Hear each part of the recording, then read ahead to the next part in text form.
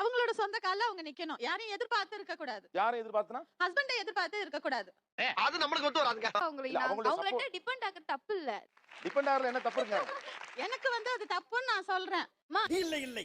ஏன்னா இப்ப ஜாயிண்ட் இருக்கிற ஃபேமிலி தானே சிச்சுவேஷன் இருக்கேன். அது எல்லாரும் பொருளாதாரத்துல இருந்து பாத்துப்பாங்க. எல்லாமே 2 பேரும் வேலைக்கு போனாதான் அவங்க பிள்ளைங்களை அவங்க சேஃபா பார்க்க முடியும். இது இல்லாம நான் வீட்ல உட்கார்ந்துக்கிறேன், என் ஹஸ்பண்ட் மட்டும் கஷ்டப்படட்டும்னா அந்த பிள்ளை எவ்வளவு காலத்துக்கு கஷ்டப்படும்? இப்படி கேளுங்க, அறிய வரட்டும். எனக்கு பாப்பா எல்லாம் பிறந்துருச்சுன்னா நான் அவங்க கூட தானே ஸ்பெண்ட் பண்ணணும். அப்புறம் வேலைக்கெல்லாம் போயிட்டு வந்து எனக்கு அப்படியே டயர்ட் ஆயிடும். ஒரு புள்ள மட்டும் நீங்க சொல்றது மருமகனை தானே சொல்றீங்க. மருமகனை தான் சொல்றேன். எல்லா சுமையும் அவரே எப்படி சுமக்கணும்? அவரே எப்படி நீங்க உள்ள அதுக்கு வேணாம். தானே சார் கல்யாணம் பண்ணி கொடுத்திருக்காங்க.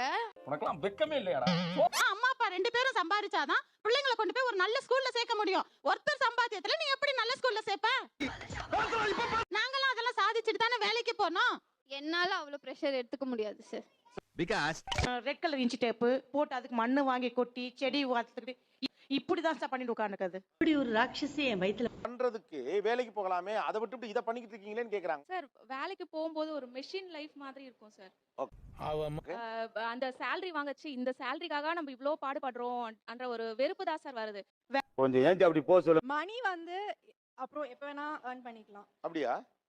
சமூகம் ஓ நல்லதுக்காக தான் நான் வேலைக்கு போனேன், நீ நல்லா இருக்கல அப்படின்னு சொன்னாங்கல்ல, நாளைக்கு அதே உங்க பிள்ளைகிட்ட நீங்களும் சொல்லுங்க, அவ்வளவுதானே?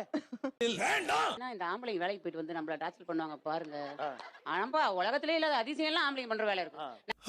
நாங்க வீட்டுல சும்மா இருந்ததுனால அது என்ன ஆகுதுன்னா, வீட்டுல சும்மா தானே இருக்க, இந்த பனியன் துவைக்கலையா, இந்த லுங்கி துவைச்சு போடலையா, அடுத்து வர என் பொண்ணுங்களாவது பேத்திங்க அவங்களாம் வந்து வேலைக்கு போகணும், கண்டிப்பா போய் ஆகணும். வேலைக்கு போய் நான் ஸ்ட்ரெஸ் எடுத்துக்கிறது, வீட்ல இருக்க இந்த வேலையை செஞ்சா என்னோட உடம்பும் ஆரோக்கியமா இருக்கும், நானும் சந்தோஷமா இருப்பேன். நம்ம அட வெக்கம் கட்டுவீங்க. நீங்க வீட்ல இருக்கிறப்ப நீ காலையில வீட்ல தானே இருந்தேன்னு ஒரு பேச்சு வரும்ல. சும்மா இருக்கேன்றாங்க பாருங்க, அது தாங்க முடியலங்க. கொந்தளிச்சாதீங்கண்ணே. இவங்க உட்கார்ந்து பேசிட்டு இருக்கவங்க பார்க்கும்போது சம்பாதிக்கிற ஒரு அடிமை புருஷன் கிடைச்சிருக்காங்க எல்லாருக்குமே.